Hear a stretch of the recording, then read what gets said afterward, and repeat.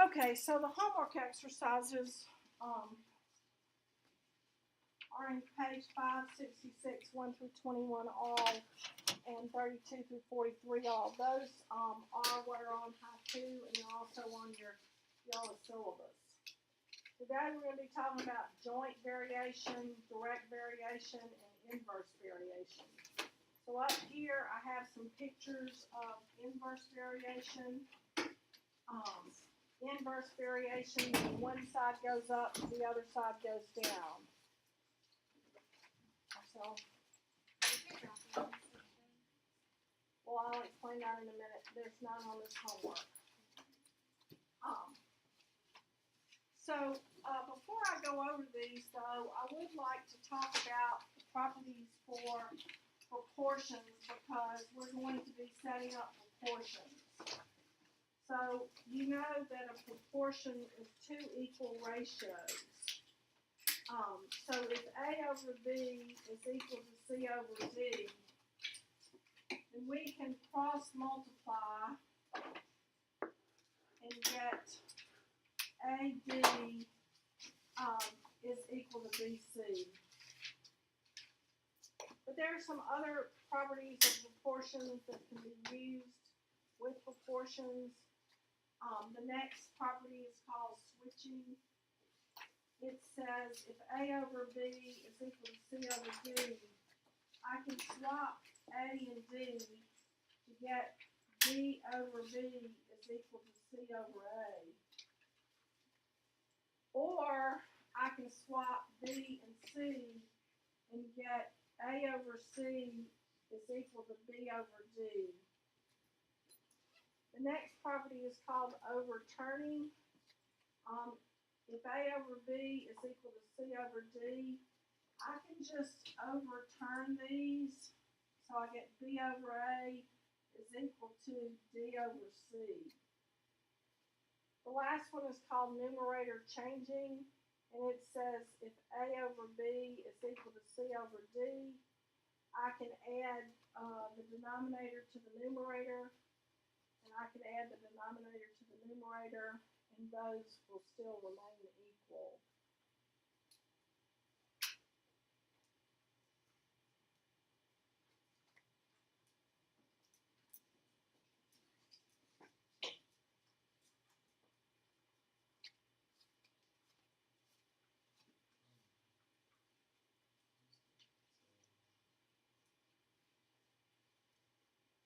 So the first variation I'm going over is direct variation.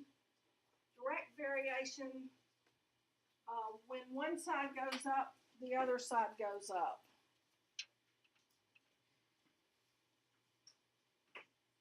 An example of that in the real world is if you are a salesman and you work on commission and your sales goes up, what happens to your commissions?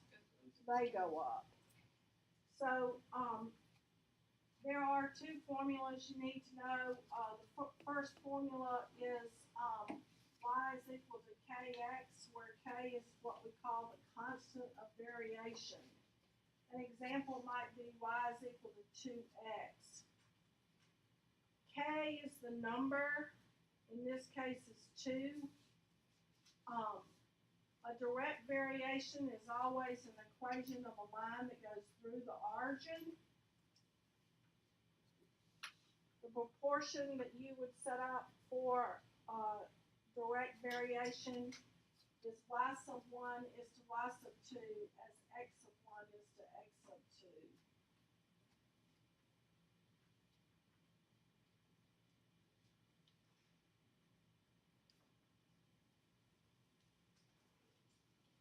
Next, we have inverse variation. One side goes up, the other side goes down.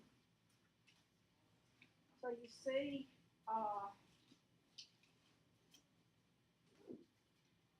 the formula is y is equal to k over x, where k, once again, is the constant of variation. An example might be y is equal to 2 over x. So back to Marcel's question. y is equal to 2 over x is the simplest form of a reciprocal function there is. On an inverse variation, there will be no plus k's and no minus h's. It'll just be a number divided by a variable. When you graph it, the horizontal asymptote will be y is equal to 0. The vertical asymptote will be x is equal to 0. And your branches will be in either quadrants 1 and 3 or quadrants 4 and 2. The formula in the textbook is different from mine, but I've manipulated mine using the formulas for proportions so that I can remember it.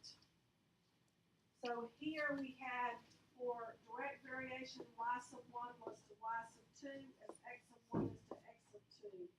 So on inverse variation, I have y sub 1 is to y sub 2 as x sub 2 is to x sub 1.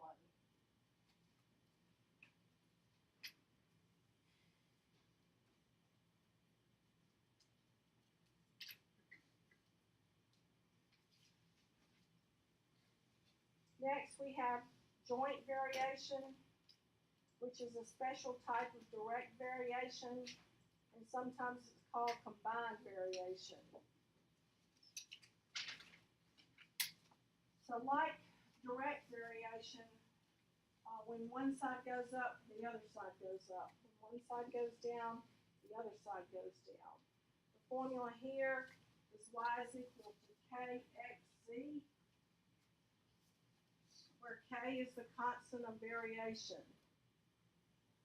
A real-world example is the area of a triangle is equal to 1/2 the height times the base, where k is equal to 1/2. You'll notice you can pick joint variation out because it has 3 variables instead of 2. So y sub 1 is to y sub 2 is x sub 1, z sub 1 is to x sub 2, z sub 2. Once again, sometimes joint variation is called combined variation. Combined variation is one quantity varies directly and or inversely as 2 or more other quantities.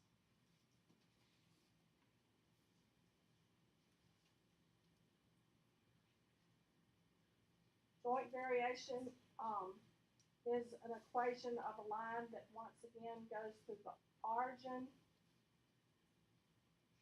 So it's just a form of direct variation or a special type.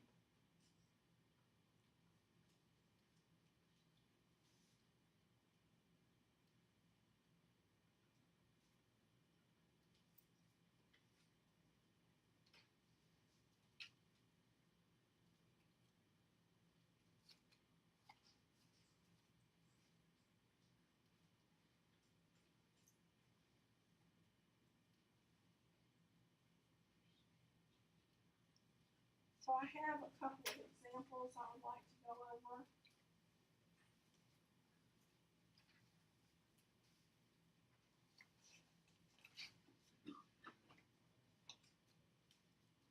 When I teach Algebra 1, I make the students underline the word. So if y varies directly as x, and y sub 1 is equal to 35, when x sub 1 is equal to 7, find y when x is equal to 11. I also make them write down the formula.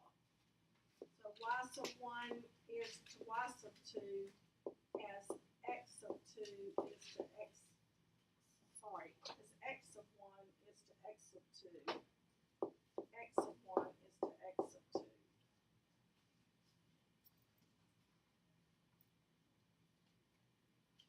I then make them look at the information and label what they have. So you have y sub 1 is equal to 35. You have x sub 1 is equal to 7.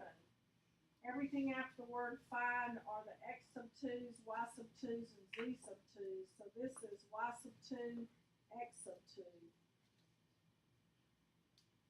So then go back and fill in what you have. You have y sub 1 is equal to 35. Y sub 2, we don't know, that's what we're looking for. X sub 1 is equal to 7. And x sub 2 is equal to 11. Cross multiply and you get 7. Y sub 2 is equal to 35 times 11. If you want to multiply 35 times 11, you'll get 385, but I'm not going to. I'm going to divide by 7. So I get y sub 2 is equal to 5 times 11, or 55.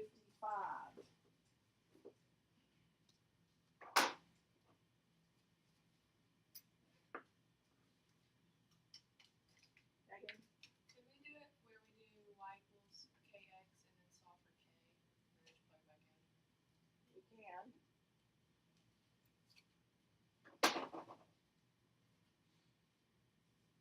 On the next problem, it says if y varies jointly as x and z, y sub 1 is equal to negative 16 when x sub 1 is equal to 4, z sub 1 is equal to 2. Find y sub 2 when x sub 2 is negative 1 and z sub 2 is 2. So once again, underline varies jointly. Everything after the word find is the 2's. Y sub 2, x sub 2, z sub 2. Write down your formula. Y sub 1 is to y sub 2 as x sub 1, z sub 1 is to x sub 2, z sub 2. Plug in what you got. So we have negative 16 is to y sub 2, which is what we're looking for, as x sub 1 is to z sub 1, which is 2, over x sub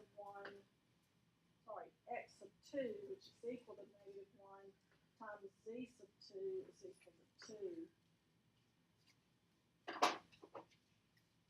So if you cancel these on a proportion, if you cancel straight up and down, you just can't cancel from left to right. You get 4, y sub 2 is equal to 16, so y sub 2 is equal to 4.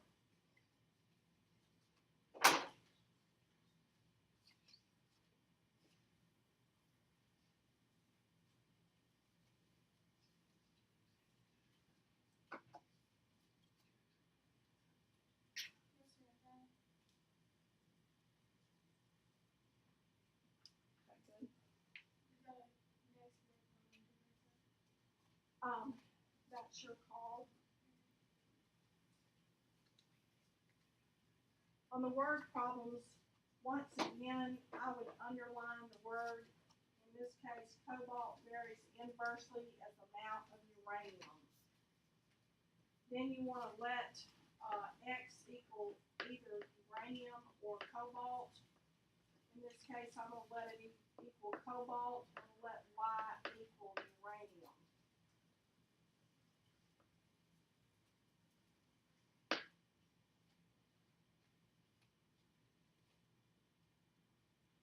Once again, write down your formula. Y sub 1 is to y sub 2 as x sub 2 is to x sub 1.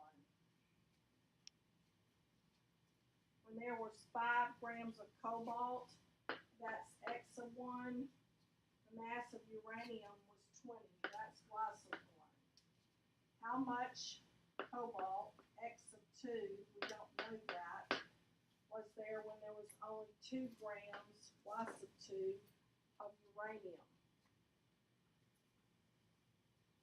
Go back and plug your information in. You have y sub 1 is 20 grams. We have y sub 2 is 2. We have x sub 2 is what we're looking for. And we have x sub 1 is 5. If we cross multiply, we get x of 2 is equal to 5 times 20. If we divide, we get x of 2 is equal to 50 grams of cobalt.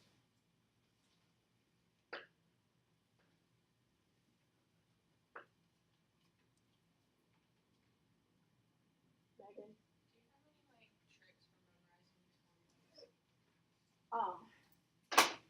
Well, let's go back to that.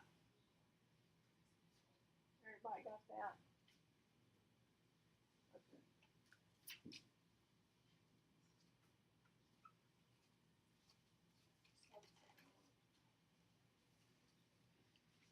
Let me finish this one section, Megan, so I can shut this down. Yes. Go over that. There are some homework exercises that look like these 4, 5, and 6. On number 4, it says AB is equal to 20. And then number 5, it says Y over X is equal to negative 1/2. And then on the last one is A is equal to 1/2 HB. Direct variation, like I said, is an equation of a line that goes through the origin, so y is equal to k times x. Inverse variation is y is equal to k over x. Joint variation is y is equal to kxz. Combined is either joint or y is equal to kx over z. So what you want to do on these to determine what they are, you want one variable on one side of the equation by itself, preferably y. Now, if there's no y in your formula, you can change your letters A and B to x and y, or in this case, I just said x and y is equal to 20. So y is equal to 20 over x. So this is inverse variation, and the constant of variation is always the number, so it's 20. On the next problem, like I said, you don't want the variables like this. So if you move x to the other side of the equation, you see where it's direct variation, and the constant of variation is negative 1/2. On number 6, it is joint variation or combined, and the constant of variation here is 1/2.